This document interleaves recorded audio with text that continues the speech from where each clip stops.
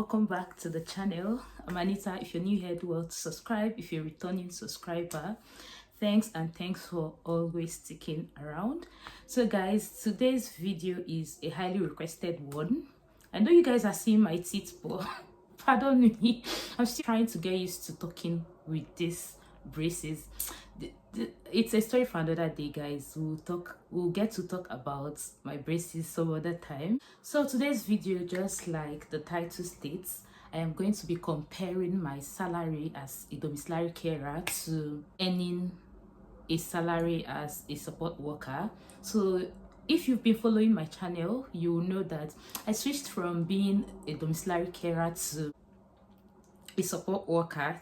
These braces. So I switched from being a domiciliary carer to a support worker, and guys, so far I'll tell you, I am enjoying my job as a support worker. I am happy, I am fulfilled, at least for now, and I'm grateful to God. So let's just dive right into this video. Being a domiciliary carer, you know that one thing that is very prevalent is sourcing hours. Sourcing work hours. You tend to work every day, and at the end of it all, you might end up having just 4 hours, 5 hours, 6 hours. And then sometimes, in fact, a lot of people, guys, so many people have been messaging me saying, oh, my employer has not been giving me enough jobs. Sometimes I barely get 20 hours. So I think that's one thing that is very common with domiciliary care. Although, did I experience that? There are sometimes we really didn't get up to the contracted hours, but our company paid for it. So I wasn't feeling it that much because we're always paid for the contracted hours. So that was it. So I would really say that with domiciliary care, people always battle hours. But then, why I raised this issue of being paid for my contracted hours, that's because I'm about to talk about my pay slip. So I'm being paid for how many hours? 40 hours. Yeah, was it 40 hours? Guys, I can't remember. It's either 39 hours or 40 hours that I was contracted to do with my former company. I really can't place it, but it's between, because currently why it's confusing is I am doing 40 hours for my present company, so it's as if I'm mixing it up. So now with support work, you always get your hours, really, because you leave, some of the times you do 12-hour shifts, you do 8-hour shifts, you do 6 hours, depending, or even more. You do a lot of, so you can't tell me that in a week that you can't get your contracted hours. No way. So you always make your contracted hours. So while working as a support worker currently, I'm always getting my contracted hours, and sometimes I get to do more, a bit of extra time here or there. So really, before I proceed, so if you're not getting enough hours really from your company, I think the government have lifted the ban on just doing extra, is it 20 hours from another company or so. I think it's been lifted, so you're not limited to the hours you want to do. You can do as much as. So I think if your company is not giving you enough hours, really try and look for an agency shift. Try and register. Guys, I'm trying so hard to talk with this, but it's well. So if your company is not giving you enough hours, please look for an agency, because this country, I can imagine, because now I'm trying to compare my salary as a domiciliary carer, and I'm wondering, what if I was not even being paid up to my contracted hours by my company?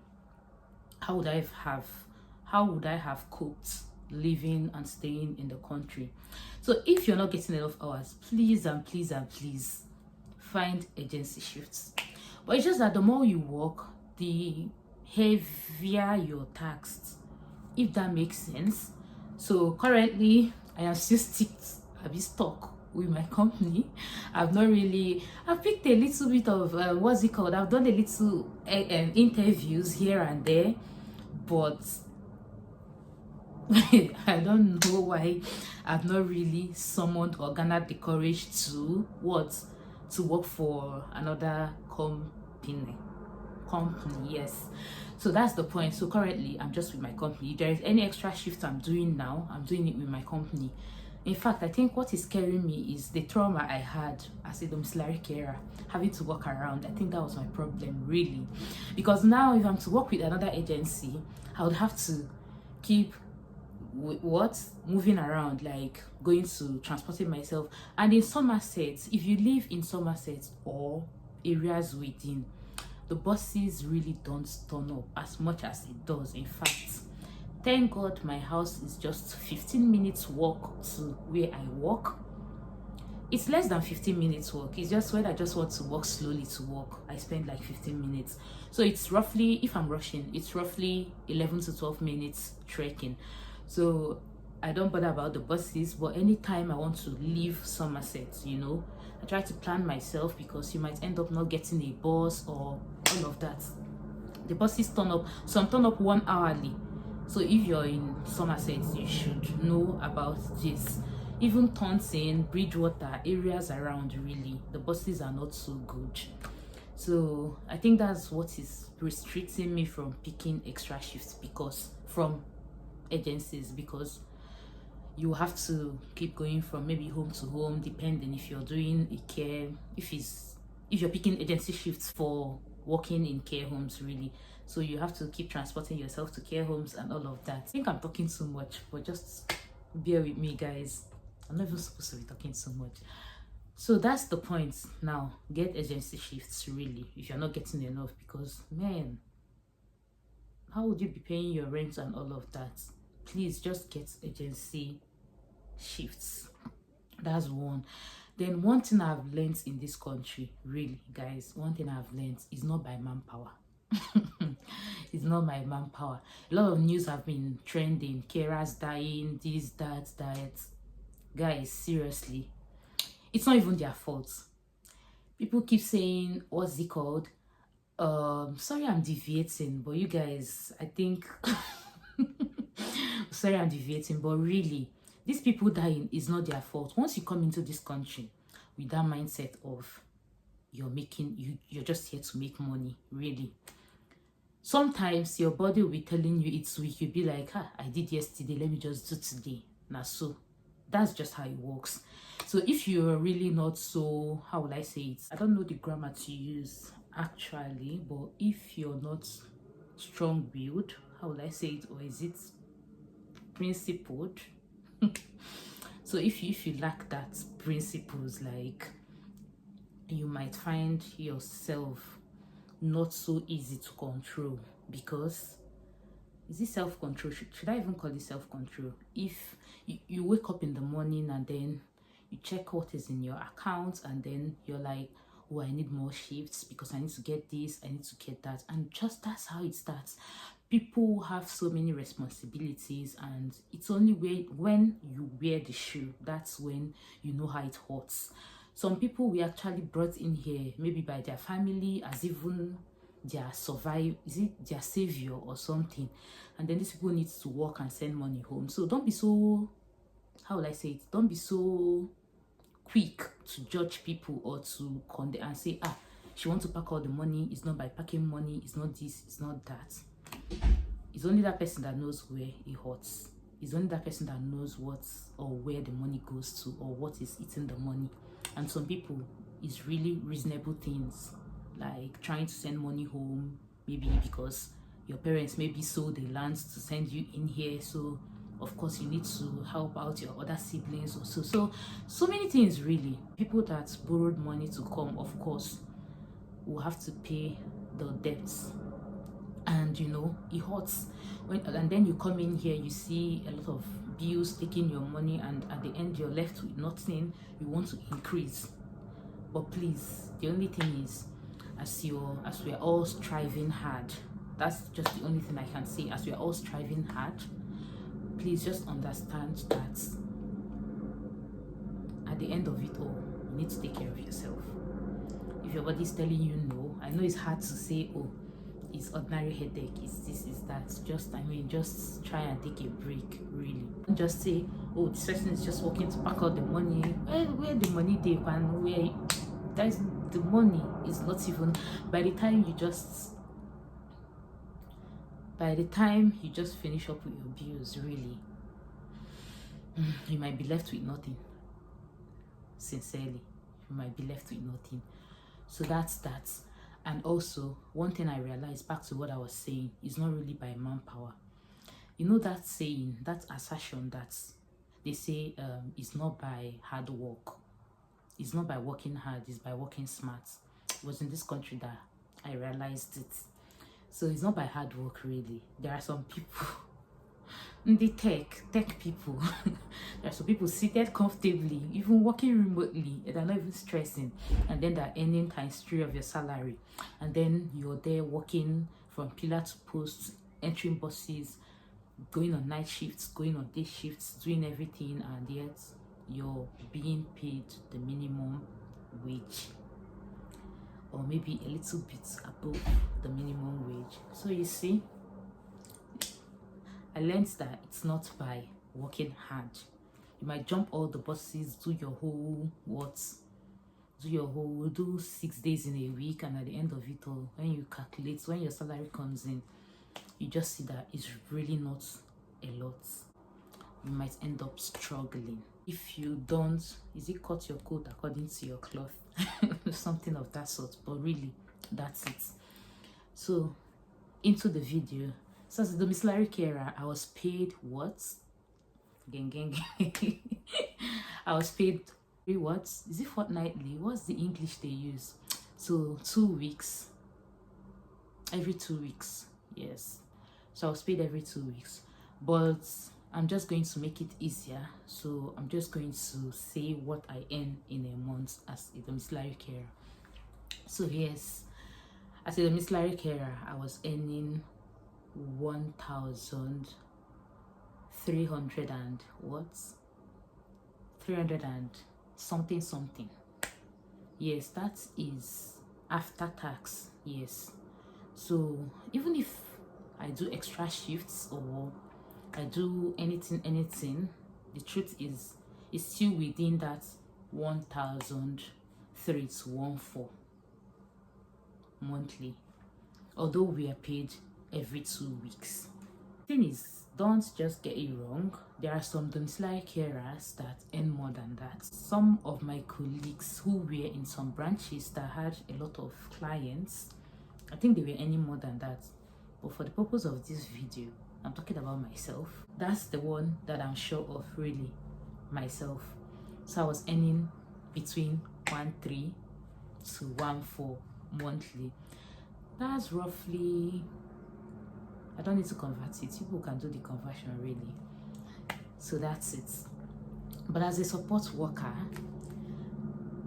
without the whole walking around, without the whole stress, without the whole having to jump on all buses, that brings me to saying something here, and it's very, very funny. Do you know that when I left South End, bus drivers were asking about me? Bus drivers were asking my colleagues, oh, where is that your colleague? It's not funny. It's not even funny at all. I think I know all the bus drivers. I know all. Seriously, I know all the bus drivers, because I know the bus drivers, the only thing they do is they swap buses. They swap bus numbers, really. It's not like they it's not like they drive a particular bus. So I'm not about the numbers, because I know the bus numbers, I know their routes, I know where they are going to.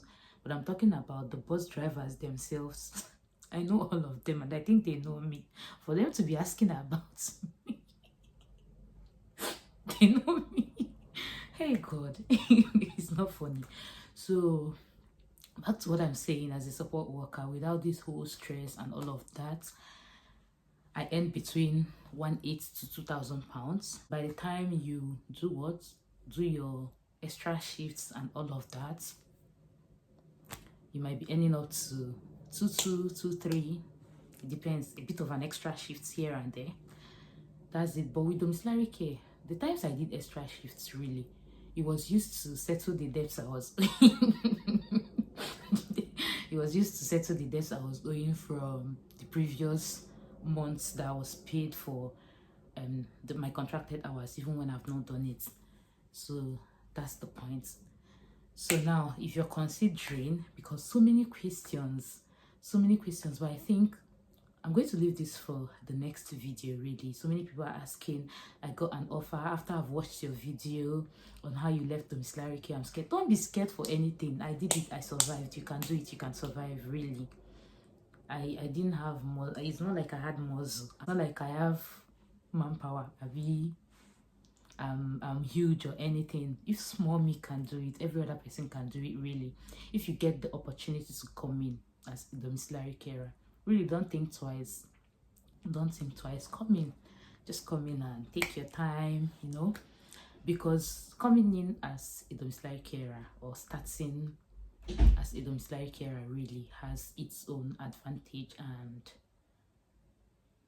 disadvantages, yes, which everyone is tilting towards disadvantage, which I know I talked about. I emphasized on it because I think the disadvantages really are much than the advantages.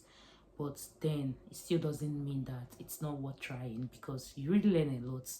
I think my next video should be about what things I learned as a domiciliary carer and how it's going to help you really in all other aspects of care, in case you eventually leave domiciliary care and go into other forms of care. Really, things I've learned from domiciliary care, in fact, they are a lot.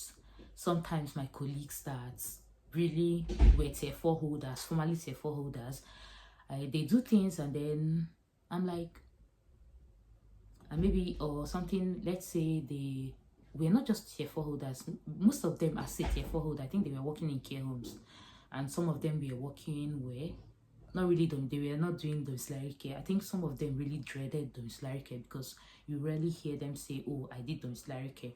It was always care homes. But there are things they would do. You as a domiciliary carer will be like, you're not supposed to be doing this, you know. So, and when you interact with them, they tell you, oh, this, that, you know. So there are things you're well grounded in as a domiciliary carer, other than other people that have worked in other forms of care that is not domiciliary care. So you see, it has its own advantage, and I'll be glad to share it with you guys. So I hope this video has helped someone. If you're wondering, oh, as a domiciliary carer, what is my salary like, and as a support worker, what's my salary like, I think this video will help you. Just understand that with domiciliary care, you might not be getting your contracted hours, and not all employers would want to pay your contracted hours in total. That is it. Some will just pay you for what you've worked. So, and the stress and everything, at the end of it all, you might not be getting what is really sufficient for you. But as a support worker, I think there's no way you can be getting your contracted hours really, because in a day, just like people that work with NHS, people that work in care homes, really, I don't think there's ever a time you have to start battling with hours. You can't, because in a day you might do 8 hours, 12 hours, 15 hours. I want to be taking it down as I'm saying 15 hours. That's a whole lot of work. But yeah, I do 15 hours, and some people do 15 hours. So that's it. So if in a day you can do it, and within 3-4 days you should be done with your contracted hours. 2 days if you're doing 10 hours is already 20. 2 other days if you're doing 10 hours is already 40. So in 4 days you should be rounding up with your contracted hours, and more even for people that are placed on 38 hours plus, or 39 hours or 40 hours. You see, you'll be getting your contracted hours. So know this, there's a whole lot of difference between domiciliary care and other forms of care regarding having to get your pay, your hours. But nevertheless, nonetheless, there are some domiciliary care companies that pay a bit higher. Really, yeah, there are some that really pay. Some cover mileages, some cover a lot of things if you're driving, you know. So at the end of it all, I wasn't driving. This is just my own experience. I wasn't driving. I wasn't getting any benefit or mileage or anything. So that's my salary. And that's it. So guys, please and please, we've come to the end of this video really, and if you've not subscribed to my channel, I wonder what you're waiting for. Please and please just subscribe to this channel, click that like button and give this video a thumbs up, and put your comments down in the comment section, and I'll see you guys in my next video.